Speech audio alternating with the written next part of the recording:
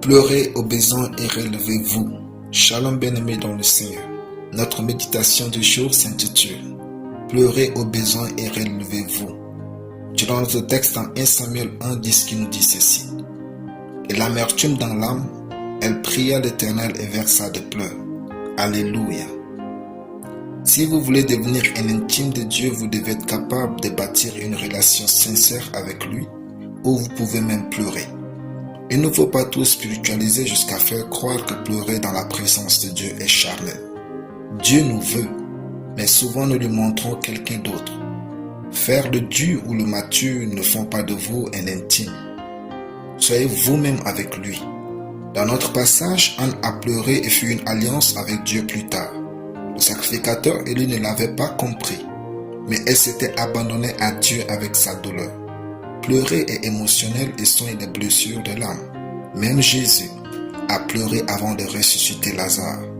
Ce qui montre que les pleurs guérissent l'âme et lui permettent de libérer les vérités de notre esprit dans la réalité.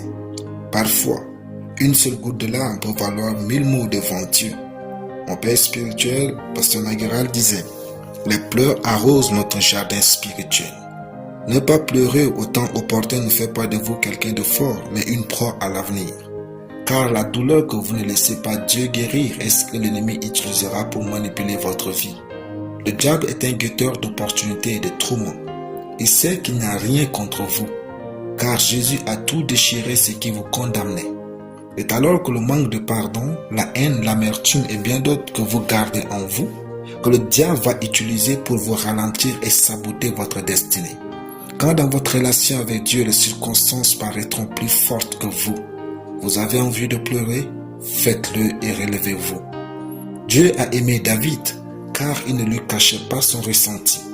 Il dit dans Somme 6, 7 à 10, je cite, « Je m'épuise à force de gémir. Chaque nuit ma couche est baignée de mes larmes, mon lit est arrosé de mes pleurs. Car l'Éternel entend la voix de mes larmes. L'Éternel exauce mes supplications.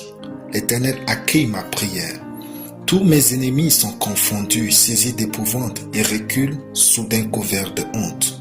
Pleurer est un don de Dieu pour purifier l'âme des douleurs et prier, ce qui apporte une grande guérison et parfois une délivrance puissante.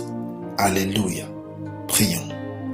Je suis béni de bâtir une relation sincère et vraie avec Dieu, où même mes larmes arrosent mon jardin spirituel. Alléluia. La lecture biblique en une année, Jérémie 16 à Jérémie 20. Soyez bénis, c'était le pain du ciel.